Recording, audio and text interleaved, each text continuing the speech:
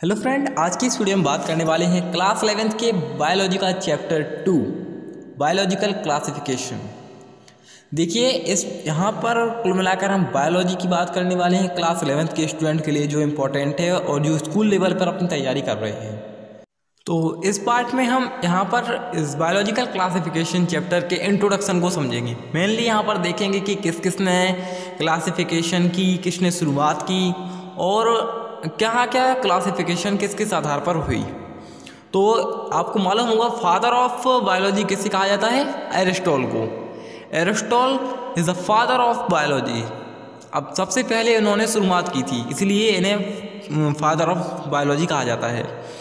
इन्होंने अपना जो क्लासिफिकेशन दिया था वह मॉर्फोलॉजिकल कैरेक्टर यानी फिजिकल कैरेक्टर, बाहरी रूप से जो कैरेक्टर होते हैं उनके आधार पर किया था।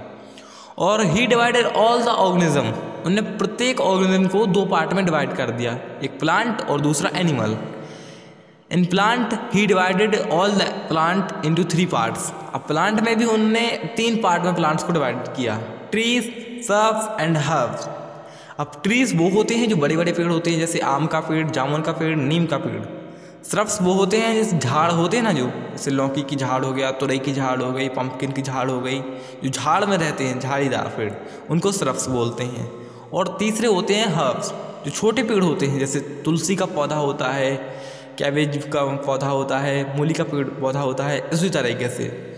और उन्होंने एनिमल्स को 2 पार्ट में डिवाइड किया, red blood and who did not have read blood या कलरलेस, जिनके पास लाल रंग का खून होता है या जिनके खून में कोई कलर ही नहीं होता।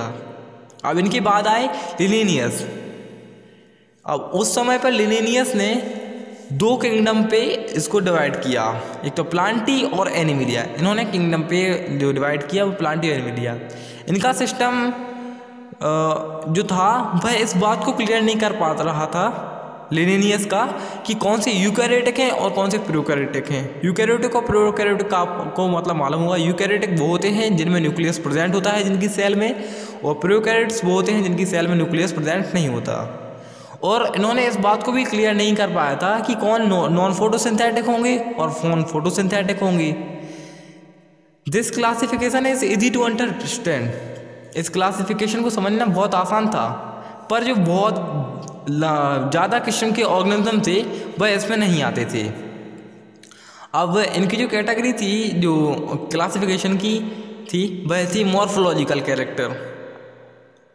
अब इन्होंने सिर्फ मात्र मॉर्फोलॉजिकल कैरेक्टर के आधार पे किया था, पर इसमें अदर कैरेक्टर नहीं आए, जैसे कि cell wall, nature of cell, cell structure, mode of nutrition, habitat, method of reproduction and evolutionary revolution.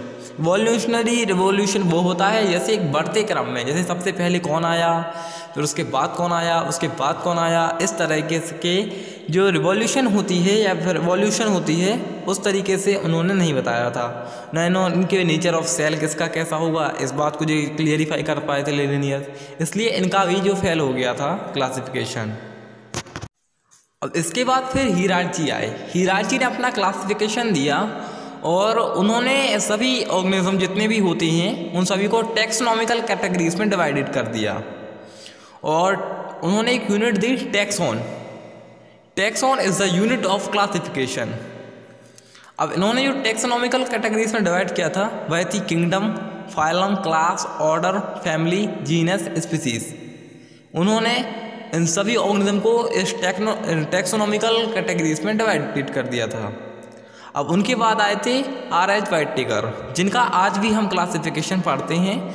1969 में 5 किंगडम क्लासिफिकेशन का एक सिस्टम दिया था, Monera, protista, fungi, Plantae, Animalia. इस चैप्टर में बेसिकली हम उसी क्लासिफिकेशन को पढ़ने वाले हैं। अब जो इनका बेस ऑफ क्लासिफिकेशन था, उनका बेस ऑफ क्लासिफिकेशन जो था वह था सेल टाइप के ऊपर। स्ट्रक्चर ऑफ सेल को भी उन्होंने इसमें डिवाइड किया था। साथ में इन्होंने बॉडी ऑर्गेनाइजेशन भी ली थी कि बॉडी यूनिसेलुलर है, मल्टीसेलुलर है। इस बात को हम बहुत ही डिटेल्स में आगे पढ़ने वाले हैं। और मोड ऑफ न्यूट्रिशन भी इन्होंने लिया था, रिप्रोडक्शन भी लिए इसमें समझाया था इन्होंने, और फाइलोजेनेटिक रिलेशनशिप भी इन्होंने यहाँ पर बहुत ही अच्छे तरीके से समझाया था। इन सभी बातों को हम जितने भी ग्रुप में आगे पढ़ेंगे उस सब में बहुत ही अच्छी तरीके से समझने वाले हैं। वीडियो को एंड करने से पहले मैं आपको एक बात बता दूं कि आपके एनसीईआरटी के पेज नंबर 17 पर एक टेबल बनी हुई है। I requested you to learn that table because it is a waste of your classification. आपकी पेज नंबर 17 पर जो टेबल है उसको बहुत ही बेहतरीन तरीके से याद कर लें, मौके के याद कर लें, क्योंकि आप जो आगे क्लासिफिकेशन पढ़ने वाले हैं वो कुल मिलाकर इसी टेबल पर बेस से अगर आपको यह टेबल याद होगी तो आप बहुत अच्छे से समझ पाएंगे। तो मिलते हैं अपनी नेक्स्ट वीडियो में। Let's subscribe the channel and support.